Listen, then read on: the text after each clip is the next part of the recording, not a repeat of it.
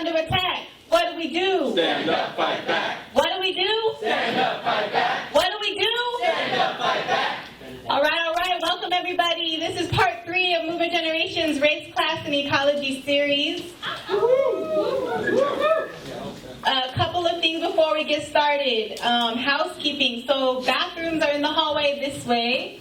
Thank you to El Farolito, and they're providing these beautiful burritos. Not donated, but they offer beautiful burritos to the people. Delicious. So shout out to them. And we also have Spanish interpretation for those who might need it. So if you do call in Katina, give it up for our interpreters of the night. Oh, and Paul. Thank you so much. Really important work. They're here to help. So if you need it, go ahead and tap them. They'll get you set up. And then right here in front of me are hashtags and our handles of the night. Just the hashtag is Race, Class, Ecology, and then MG's handles if you can follow us, like us, and also tag us if you want. They're all up here.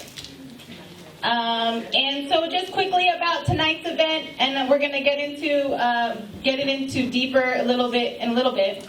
But over the past few years, we've hosted this event series, Race, Class, Ecology, to explore the intersection of key parts of ecological justice with the folks that we call our folks, our community, right?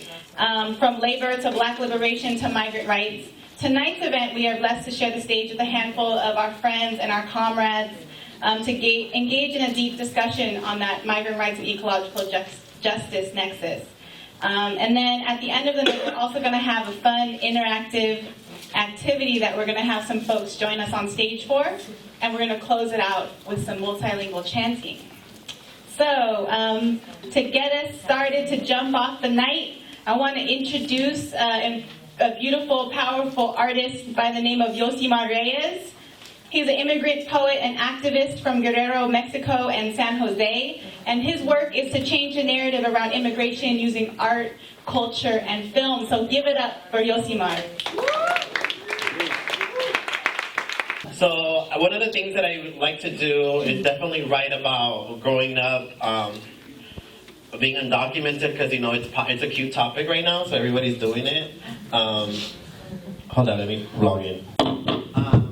And also, pardon me, because I feel like I'm about to read these pieces, and like one of the biggest things that I've done, that I'm trying to do this year, is try to shift the narrative in a way that we don't talk about undocumented people as this cryptic, like tragic-ass story all the time.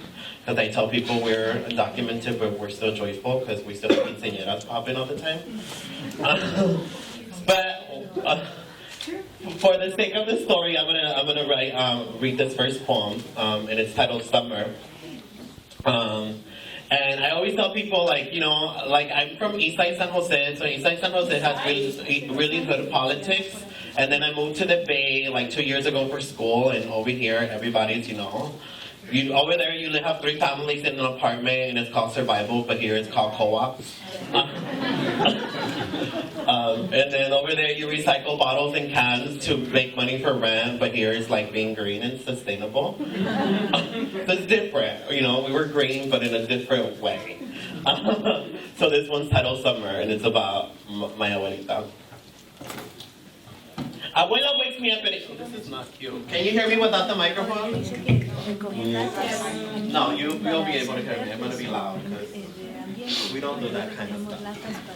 Take it back to the ancestors. Hi, everybody. Hey. So this piece is titled Summer, and it's dealing with my grandmother who raised us on recycling bottles and cans, right? Which is really green and cute these days.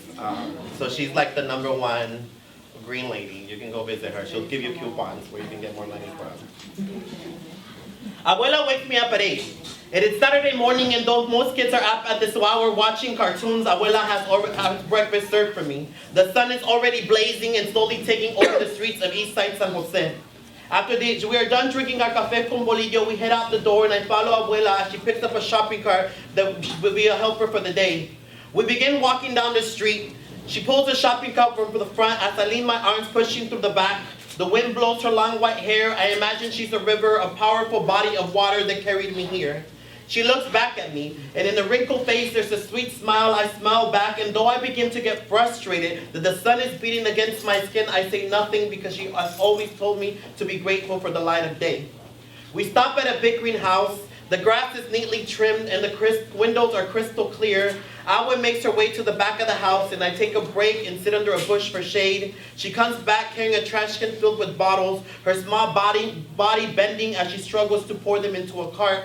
I run to help her, but she tells me to stay put, that I'm too small and might get hurt. I watch her as we go from house to house, repeating this routine, the sun increasing in its intensity.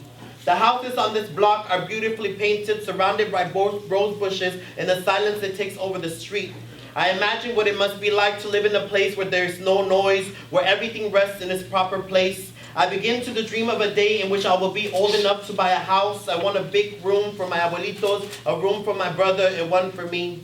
As we continue walking, I see kids playing in the front yards. They pass a ball around, and as soon as they take a look at me, they stop and stare. Their eyes look at me like I'm something strange. By this point, the cart is filled with so many bottles that the rattling takes over the street. I would push the cart with force when for some reason I freeze. And a slow fire begins to burn in the pit of my belly, and the blazing sun helps it turn into rage. Out of nowhere, I get frustrated. I want to stop pushing this stupid cart and run home. My mind begins filling up with all these questions I know are impolite to ask. Abuela turns back and sees me standing there. She shouts, "Gordo, apúrate." I look at her, and she can see the anger in my eyes. She knows this rage. She knows this fire. She starts pushing the shopping cart and walks towards me. ¿Qué tienes, mijo? I ask her, why don't you have a real job? Why do we always have to come up and look through people's trash cans? Why can't we have a house? She wipes the sweat from her brow, rests her hand on her waist, and looks down at me. Pues mira, mijo, ya no estamos en México. Las cosas son diferentes aquí. Yo estoy muy vieja para entender muchas cosas. No tengo tu inteligencia, pero yo sé que no siempre vamos a tener que trabajar así.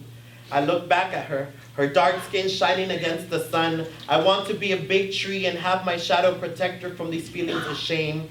Tears begin to well up in my eyes, and I become mad at myself for being mad at her. She grabs my hand. Ándale, apúrate, ya vámonos. Cuando vendamos estas botellas, te voy a comprar algo.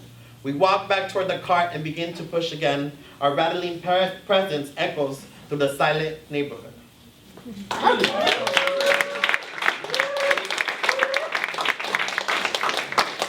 So yeah, I know, it's like, oh, so tragic and stuff. But look you with them shopping cart checks, honey. So I'm trying to do this thing where I'm writing more about poverty because I feel like we don't talk about it enough as a systemic thing or as violence that happens to people. We're so conditioned to think that poverty just happens, but we don't really acknowledge that it's a systemic thing, right? It's a violence that is thrown upon people on the daily. And also talk about poverty. There's a lot of poverty porn that happens, like, oh, it's cute, let me give you $5, buy a sandwich. But there's a certain level of dignity that even poor people have, right? There's certain things that we won't do. And my grandmother taught me that in early age. You need to be prideful in the fact that, yeah, we may not have a lot, but you still have your human dignity. And that's something that you can't really buy or not have, right? So this next piece, it's titled Dirty. And I had a really Latina mom that was all about cleaning, fabulo. Like she's really like, some people are really like, oh, don't use like chemicals and stuff. She wasn't about that life. She loves Clorox and fabuloso, so yeah, my house is not scent free, so don't come. So this piece is titled Dirty, and this is the last piece that I will read. So I'll leave you with my mama.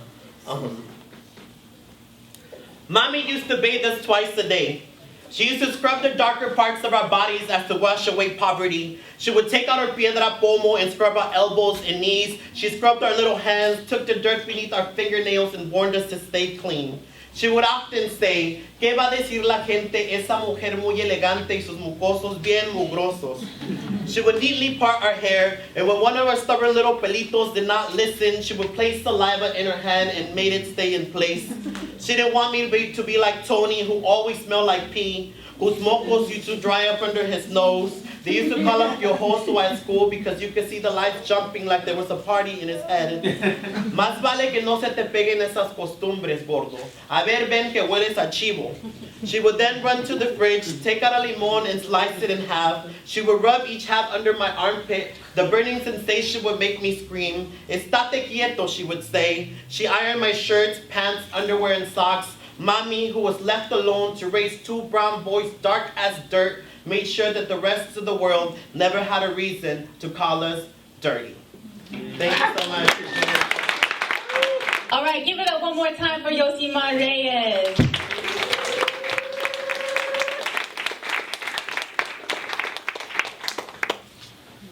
Thank you, Yosimar. I also, speaking of art and culture, again, I want to shout out the beautiful climate portfolio that is up on the wall over here on the side of the room. It's done by CultureStrike and the Just Seeds Artists Cooperative. Together, they've worked with over 20 organizations to create these beautiful pieces of work. So after the event, maybe if you take a break to go to the bathroom, I just encourage you to check it out and look at it, and also just support CultureStrike and support our artists who are really trying to integrate deeply into our movements and be seen as like real actors inside of social movements, right? So shout out to CultureStrike. Can I hear it for CultureStrike? Yeah.